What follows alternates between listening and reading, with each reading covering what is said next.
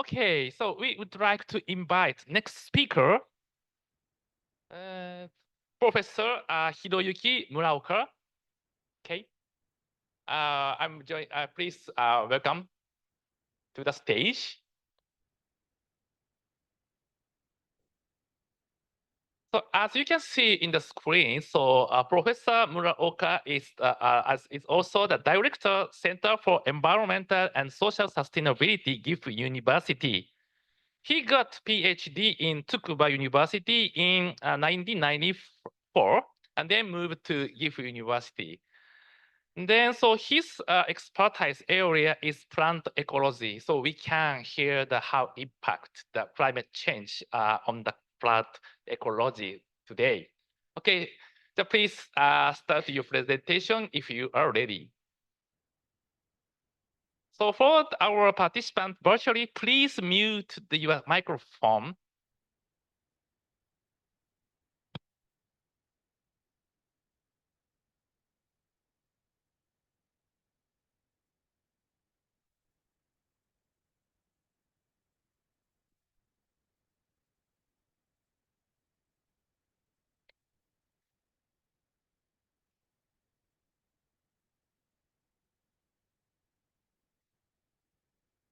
So a little bit difficult to manage the hybrid mode. So it's so quite yeah, challenge issues. So, Professor Nakano, thank you very much for introducing me. And ladies and gentlemen, thank you very much for having me to give you a brief overview of to introduce about Takayama Field Station that many of you will visit on this Friday. And I appreciate all this organizing team of this great, thank you very much. Great international conference on the climate change. So again, my name is Hiroyuki Muraoka, a professor and director of the Center for Environmental and Societal Sustainability in Gifu University, and also I'm committing to National Institute for Environmental Studies in Japan to take a role of the group leader in the biodiversity division. So this picture shows you the autumn scenery of the Takayama site. Just this morning, the picture was taken last year or 2 years ago, but yeah, this morning I checked that the leaf fall has or begun, and then on Friday, I think that you will see some yellow or red leaves in the foot of the Takayama Field Station.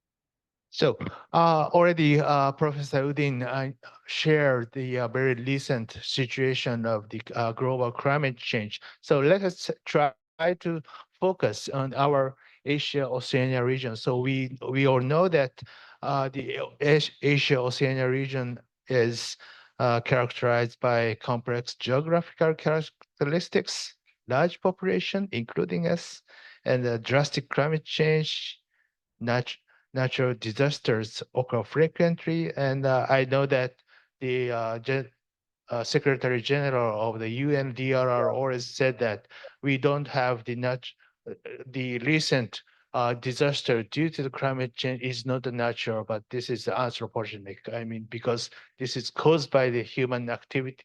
The climate change is caused by the human activities, and so that the disasters are also not natural, but due to the indirectly by the human activities, and rapid, diverse socioeconomic development and deteriorating ecosystems. But we also know that our region is characterized by high biodiversities and rich ecosystem services. And as you see here, I borrowed this figure from the IPBES assessment, then our region is characterized by diverse biodiversity and ecosystems.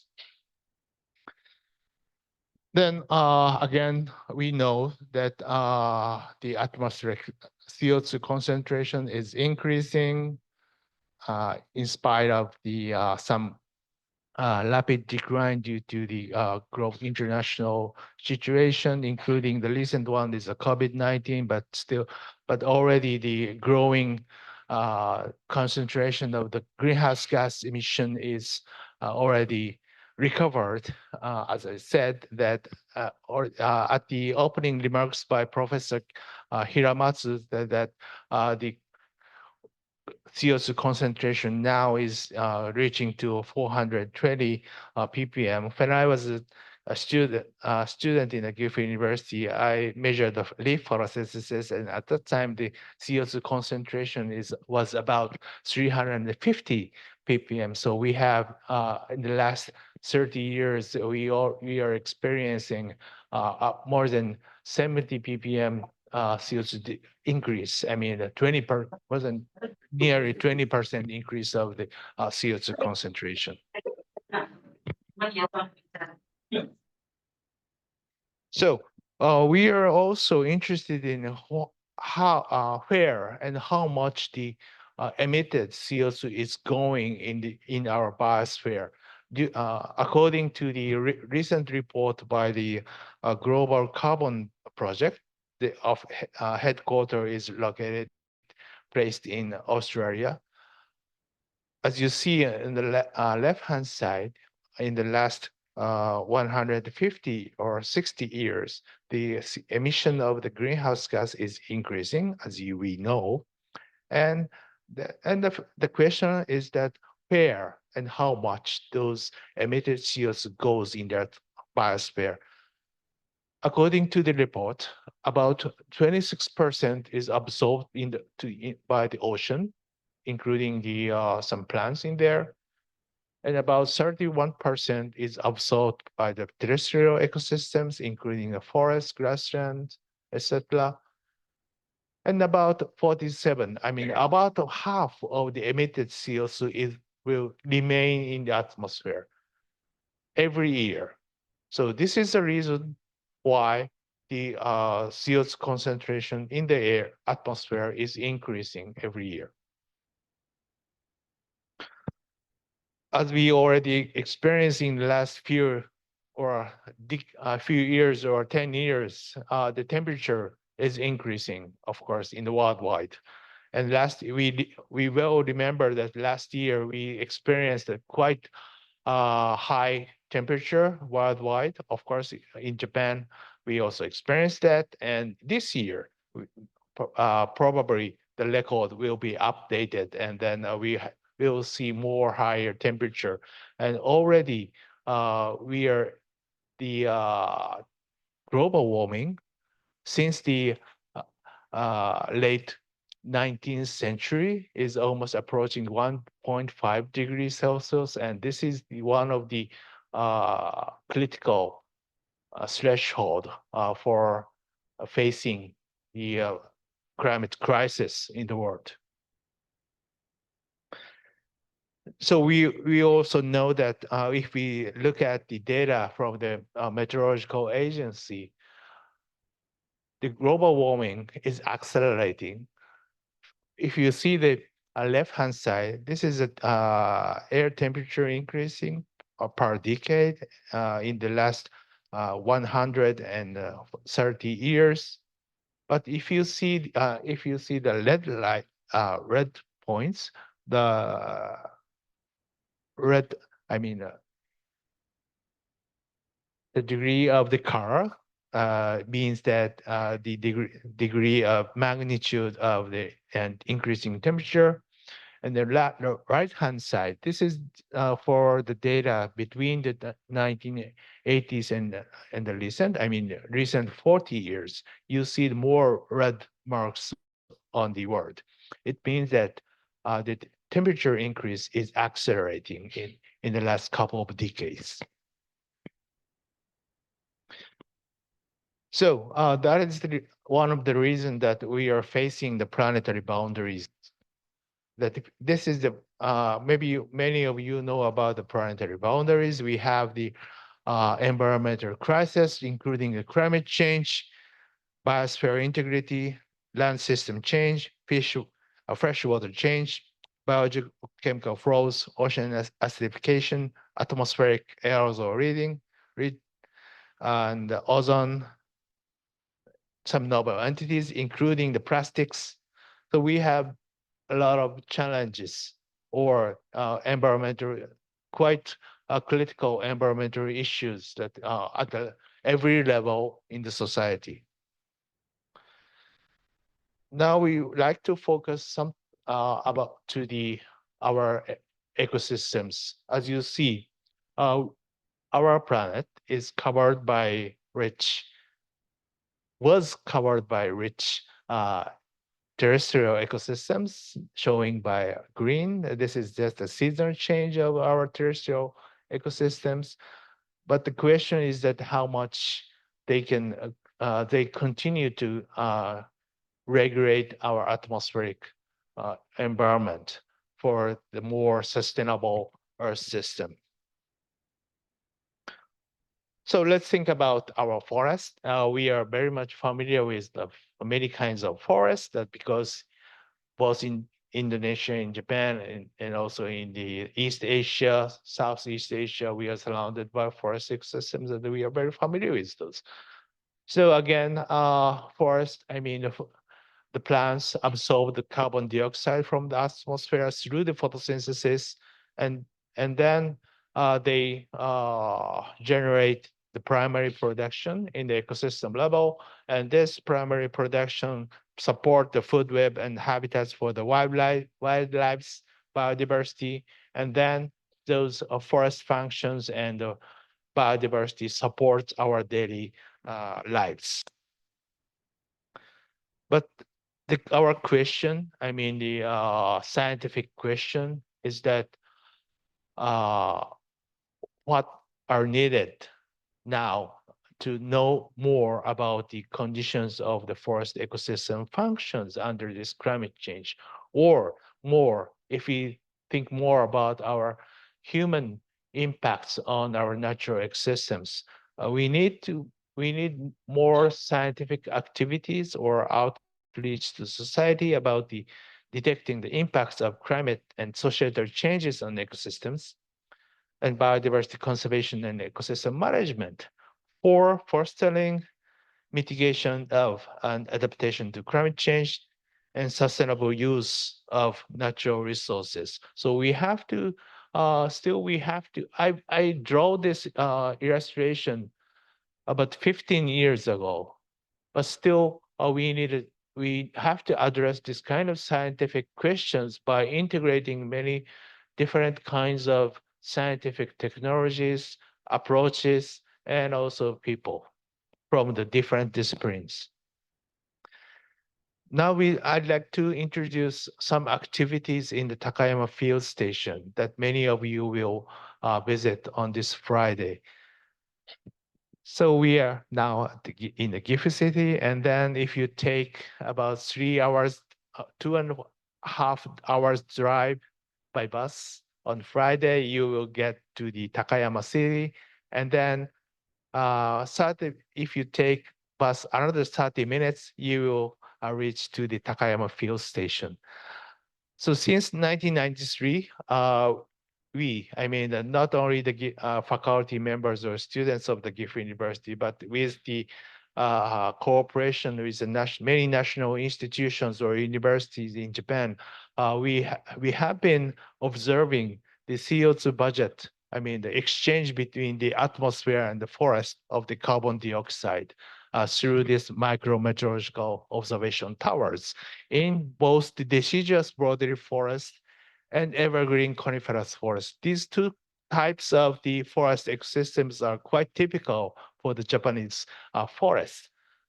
There, I will introduce some of the data from this Takayama Field Station from now on, but in the last 30 years, we have been making this kind of long-term multidisciplinary observation for the forest ecosystem functions to detect or to understand how the forest ecosystems are what are the role or functional role of the forest ecosystems in the climate change era, and how the climate change impacts to these forest ecosystem, which are crucial for the sustainable Earth system.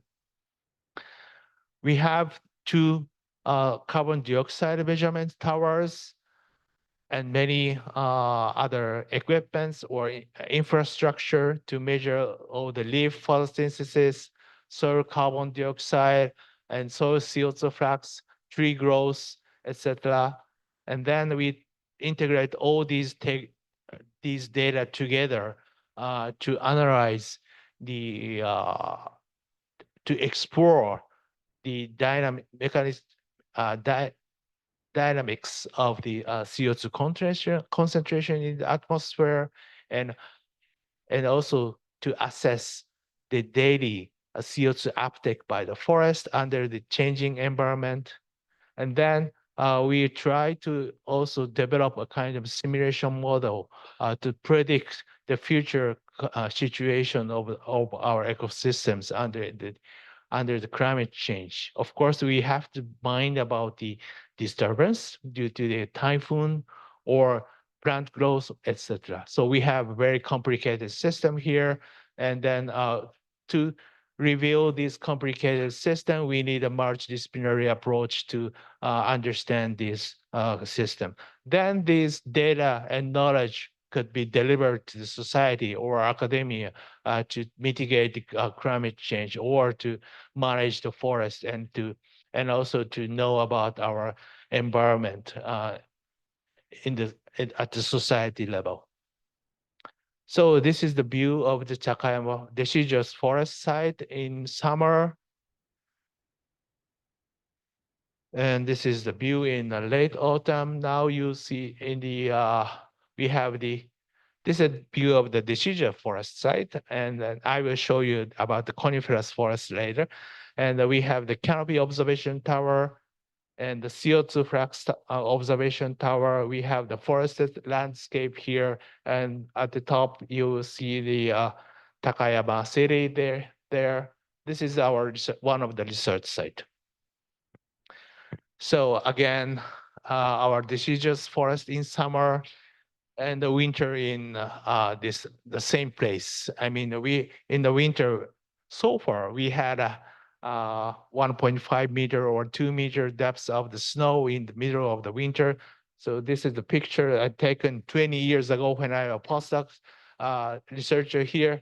So of course, on this Friday we still don't have snow yet, but this is the one of the places that you visit on Friday.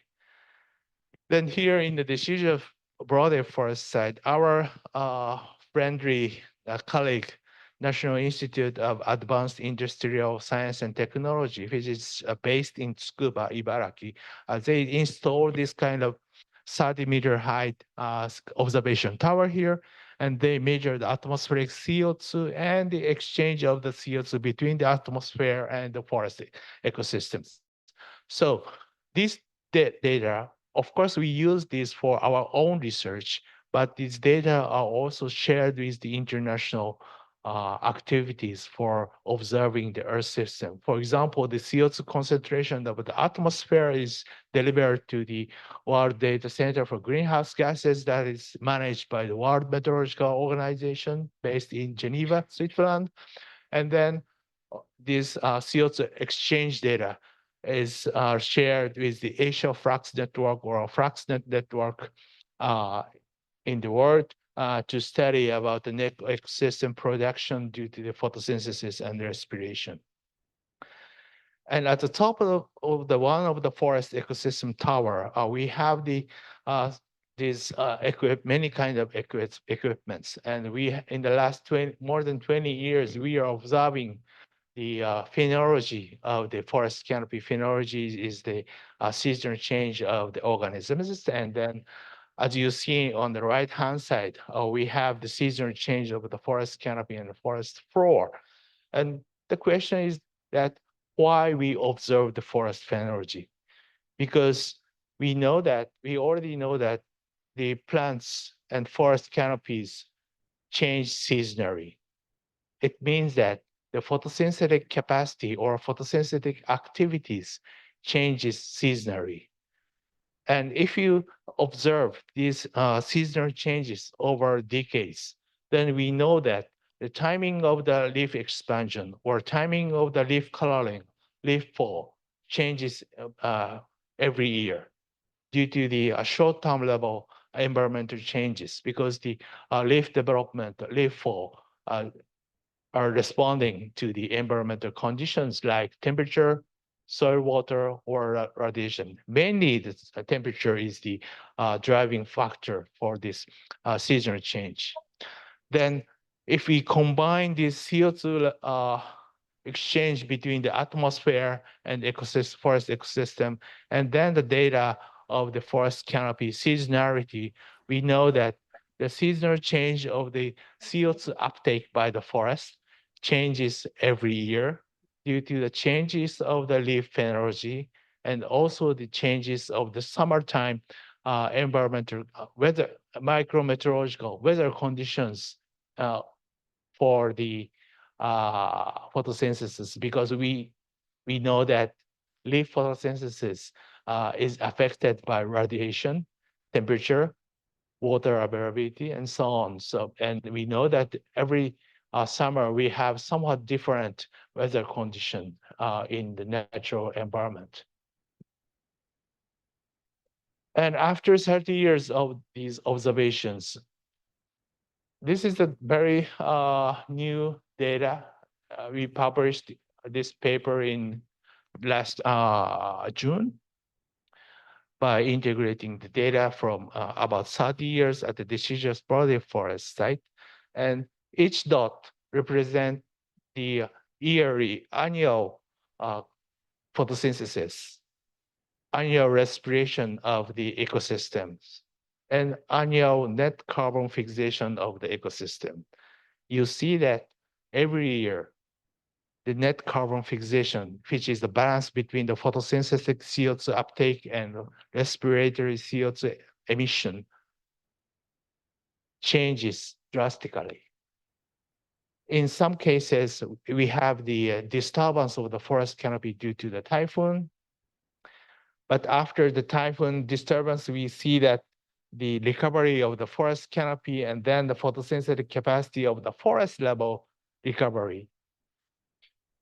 But you see, after, let's say, 2013, I mean, in the last 10 years, you see that photosynthesis and net carbon fixation is decreasing. But we don't have any signature of the forest disturbance. Then the question is why the for this forest canopy reduces its carbon fixations. We are now trying to explore that reason, mechanisms, and we have some idea that maybe the recent climate change, particularly in summer, increasing temperature, decreasing the atmospheric humidity, causes some stress to leaf photosynthesis. We don't have the evidence yet, but we are trying to explore that. So let me introduce some activities in our evergreen coniferous site in Takayama. We have the PI here, Dr. Saito. I think he's sitting right there, and he will also take you to this site on Friday. And this is also one of the longest research site in Japan. 20 years ago, we installed these observation equipments, including the CO2 exchange systems or the soil respiration subflows, spectroradiometer, and soil respiration, tree growth, etc., to investigate the carbon cycling mechanisms there. The question, one of the highlight of from this evergreen coniferous site is that they experienced a disturbance due to the sudden heavy snow many years ago. So if you see this photograph, we had kind of quite heavy, I mean, humid snow in middle of the December in 2014, and this destroyed this forest canopy. Then we had a very big gap in the forest canopy. And then if you see this right-hand side graph, we have the GPP is the forest level photosynthesis, RE is the forest level respiration, and then NEP is the net ecosystem production. This is the net carbon gain of the forest. And if you see the black lines, this is the data before this disturbance. And other colored lines are after this disturbance. You see that, interestingly, GPP did not change so much, even if we compare before and after the disturbance. Of course, we have the slight changes, but we see that ecosystem respiration is we see that quite big difference between the black line and the red line or others. It means that this forest ecosystems reduced its respiratory CO2 emissions. And then as a result, the net carbon gain of this forest increased after this snow disturbance. We also, Dr. Saito asked why this happened. The, because we, uh, we we imagine that if the forest canopy is destroyed, maybe the photosynthesis will be decreased. But he showed that, as you see in the photograph, you can compare the understory condition in 2005 and 2023. After the disturbance of the forest canopy, the vegetation of the forest floor was increased. I mean, many perennial herbaceous plants and shrubs are introduced, and then the forest understory vegetation is increased. Then we have the richer, at the forest level, we have the richer photosynthesis at the ecosystem level. Then, then the question is that next, our challenge is that not only for the Takayama, we also want to know about the many forests in worldwide.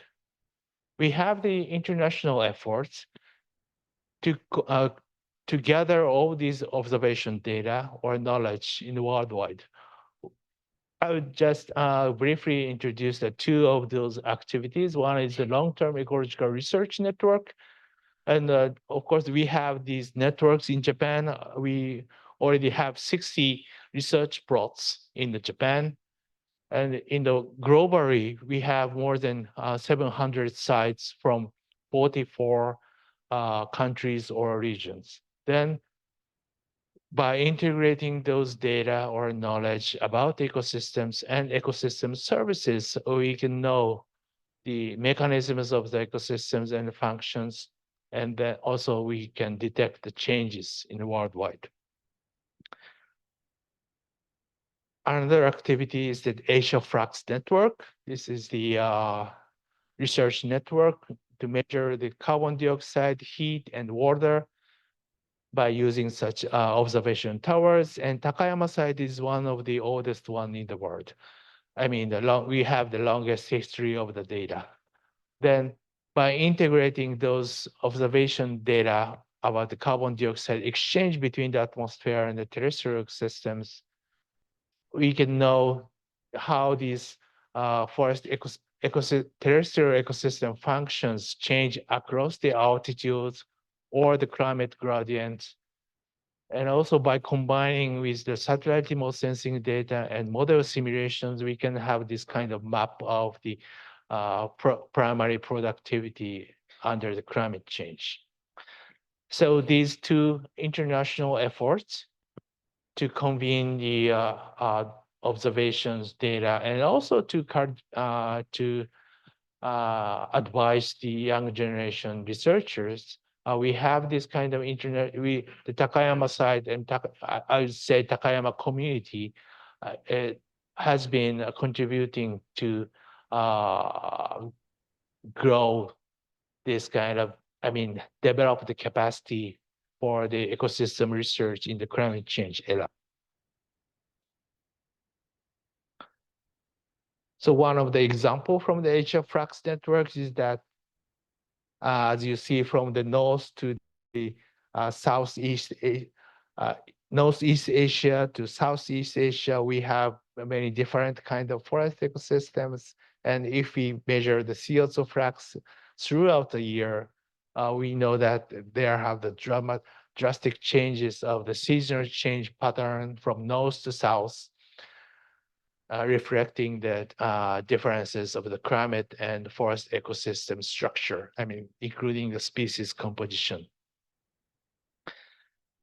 So, so far we know that the forest ecosystem are quite important for us to mitigate the global warming and also the climate change adaptation. But the uh, to to conclude my presentation today, I'd like to share some issues that we have to know. Of course, at the Northern Hemisphere, global level, by using the satellite remote sensing data, we already know that the continental level phenology is changing due to the global warming. For example, in the Northern Hemisphere, the spring temperature rising causes the earlier date of greening, I mean the leaf expansion, and the warmer autumn result in the uh, as the increasing temperature in autumn leads to the with delayed leaf senescence in the hemisphere level. But the problem is that, as mentioned by Professor Udin already, the human activities have been impacts the natural systems globally. I mean, we utilize the biomass, natural resources, and the biodiversity, and also even the changes of the land use will change the soil organic matters. I mean, we have been changing these natural systems worldwide, and then we are facing the global warming or climate change. And then what happened to our forest ecosystems? This is the paper that published 10 years ago already. This research group already found that at the continental level, the many forest ecosystems are facing the heat stress or drought stress because of the climate change. Also, this is a paper published 3 years ago. Uh, we actually, again, I mean, human beings have been depending on the natural ecosystems like forest. But the climate change and the land use change cause the uh, uh, uh, change the forest ecosystems from the absorber of the CO2 to the emitter of the CO2 because of the environmental stresses like drought and heat and land use change. Of course, we know that our society or economic growth needs to utilize the natural systems, but we have to mind about taking balance of those. So again, we are facing the planetary boundaries at every level in the society in our world. So last year, Gifu University and Nagoya University, we developed the kind of team to establish the visioning strategy to address the societal issues in the global climate change era. We discussed about the needs of research, education, social engagement, international cooperation, particularly about the carbon neutrality, mitigating global warming, and climate change adaptation. And then at that time, we also discussed the importance of recognizing the remote responsibility to the environment and natural resources. That's key. Then this year, I belong to the Center for Environmental Social Sustainability, but this center was set up this April.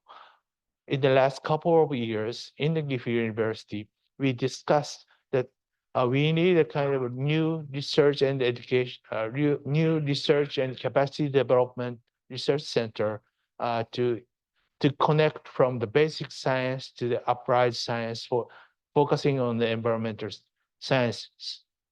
So we integrated three different environmental related research center. One is a river basin research center. Second one is a regional adaptation research center. And third one is a carbon neutrality research center. And then we developed this new Center for Environmental and Societal Sustainability to address the science society cooperation platform to support regional nature positive.